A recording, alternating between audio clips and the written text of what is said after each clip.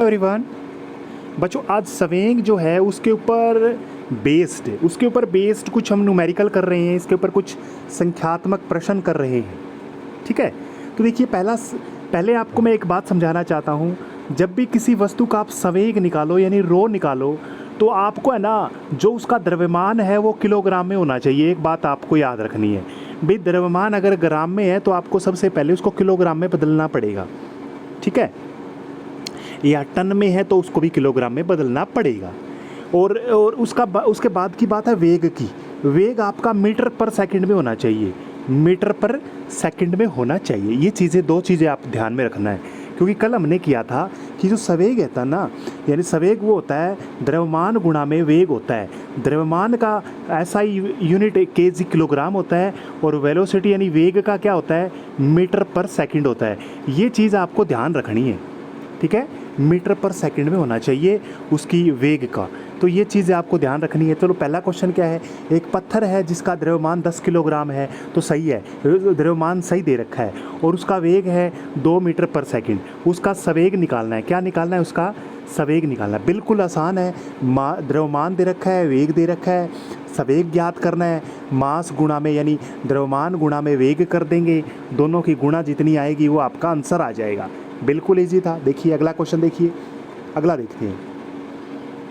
अगला क्वेश्चन है, कोई बंदूक की गोली है।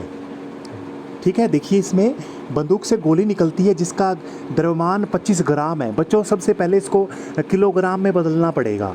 देखो 25 ग्राम इसका द्रव्यमान है, तो आपको वेग दिया हुआ है 100 मीटर पर सेकंड।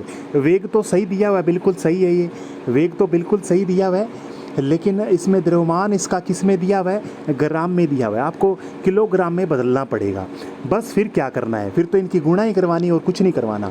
इन दोनों की 100 से गुणा करवाएंगे तो आप है ना, यानी 25 ग्राम को किलोग्राम में 1000 से हम भाग देंगे तो किलोग्राम बन जाएगा, और इसको 100 से गुणा करवाएंगे, वेग से 2 जीरो कट जाएगी। 3 से 1000 से गुणा कराने के लिए 1000 से भाग देना पड़ेगा ना, क्योंकि किलोग्राम में 1000 ग्राम होते हैं, तो 2 जीरो कटेगी, सिर्फ एक रह जाएगी, तो 2.5 इसका क्या आ जाएगा, सवेग आ जाएगा किलोग्राम पर मीटर सेकंड। आसान है, बिल्कुल इजी है, बिल्कुल इजी है बच्चों।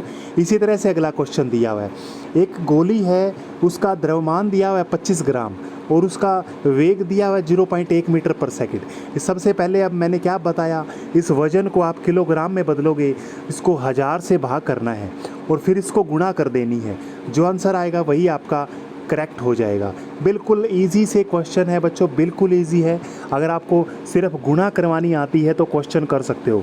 ये 5 क्वेश्चन है, इसमें प्रैक्टिस के लिए है सिर्फ, ताकि आपको प्रैक्टिस हो जाए, ताकि आप इसमें जो संख्यात्मक प्रश्न है उनसे डरना नहीं है, बिल्कुल इजी होते हैं। ठीक है, आगे देखिए, आगे देखना है आपने। इसमें क्या करेंगे, अगला क्वेश्चन पढ़ते हैं। एक ठेले का द्रव्यमान इसका 4000 किलोग्राम है और उसमें सामान रखा हुआ है 20,000 किलोग्राम।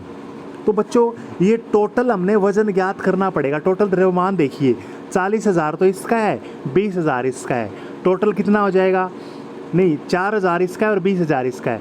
4 और 20 कितने हो जाएंगे, 24,000 इसका द्रव्यमान हो जाएगा। और ठेले का वेग कितना है, 2 मीटर पर सेकंड है। बस करना क्या है, गुणा करवानी है और कुछ का नहीं करना।